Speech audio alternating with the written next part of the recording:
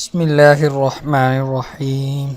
السلام علیکم ناظرین، کیسے ہیں آپ سب لوگ؟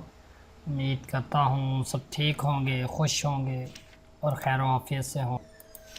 تو آج کی اس ویڈیو میں ہم آپ کو جو وظیفہ بتانے جا رہے ہیں، اس وظیفے کو کرنے کا فائدہ آپ لوگوں کو یہ ہوگا کہ آپ لوگوں کی ہر جو جائز حاجت ہے، حاجت سے مراد جو بھی آپ کی ہر جائز خواہشات ہیں وہ پوری ہوں گی۔ خدا تعالیٰ اس کو پوری کریں گے اگر وہ جائز ہوں گی تو، یعنی کہ جائز حاجت اب اس طرح بھی کئی قسم کی ہو سکتی ہے، یعنی انسان خدا تعالیٰ سے مانگتا ہے خدا تعالیٰ میرے رزق میں برکت فرما، لیکن حلال روزی مجھے عطا فرما، اس طرح کی۔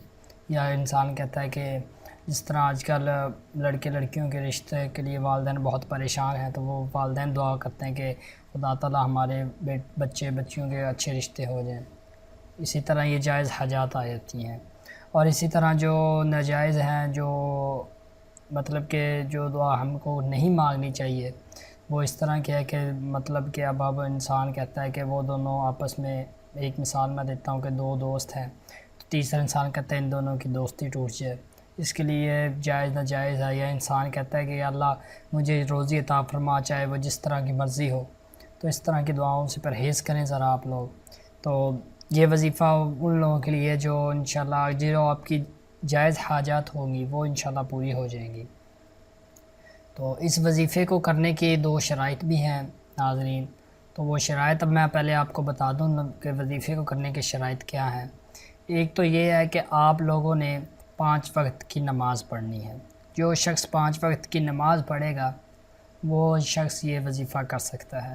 اور دوسری بات کہ وہ اس شخص کو پتہ ہو کہ میں حلال کھا رہا ہوں، حرام کا ایک بھی دانہ ابھی تک میرے پیٹ میں نہیں گیا، حلال کھا رہا ہوں، حرام نہ کھاتا ہو، حلال روزی کماتا ہو، تو وہ شخص یہ وظیفہ کرے گا۔ اگر دوسرے لوگ یہ وظیفہ کریں گے تو ان پہ اس وظیفے کا اثر نہیں ہوگا۔ تو کئی لوگ میں پہلے بھی پوچھتے ہیں کہ ہم نے فلاں وظیفہ کیا ہم پر اثر نہیں ہوا۔ سب سے بڑی وجہ یہ ہے کہ آپ لوگ حلال کھا رہے ہیں یا حرام، یہ آپ کو خود کو بھی نہیں پتہ ہوتا۔ اگر آپ لوگ حلال کھائیں گے تو انشاءاللہ خدا تعالیٰ آپ کی سب دعائیں قبول فرمائے گا۔ تو کوشش کریں کہ آپ لوگ پتہ کریں ہم حلال کا کما رہے ہیں یا حرام، اور حرام سے پرہیز کریں۔ جو خیر وہ علیحدہ بات ہے، ہم آگے چلتے ہیں۔ تو ایک شخص تو یہ ہوگی کہ 5 وقت کا نمازی شخص ہو، دوسرا وہ حلال کھاتا ہو حرام نہ کھاتا ہو، دو۔ اور ایک یہ بات ذرا غور کر لیں، یہ وظیفہ آپ نے جمعرات کے دن کو شروع کرنا ہے اور 7 دن تک کرنا ہے۔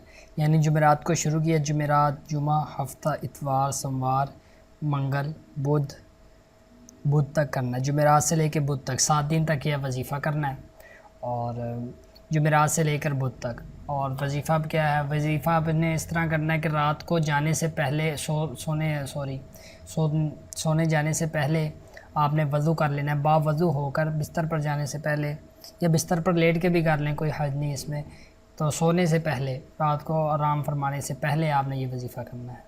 تو وضو کر ایک بار درود ابراہیمی، درود پاک جو ہم نماز میں پڑھتے ہیں وہ پڑھ لیں، اور اس کے بعد خدا تعالیٰ کا ایک اس نام مبارک ہے الحسیبو، اس کو آپ نے یا حسیبو پڑھنا ہے، 100 مرتبہ پڑھنا ہے، پھر ایک دفعہ درود ابراہیمی پڑھ لیں۔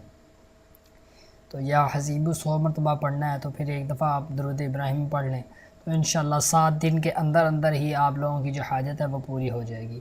لیکن ایک بات ذرا اور دھیان میں رکھیں، اگر آپ کی حاجت دوسرے دن بھی پوری ہوگی تو آپ نے یہ وظیفہ 7 دن تک ہی جاری رکھنا ہے، آپ نے اسے چھوڑنا نہیں ہے۔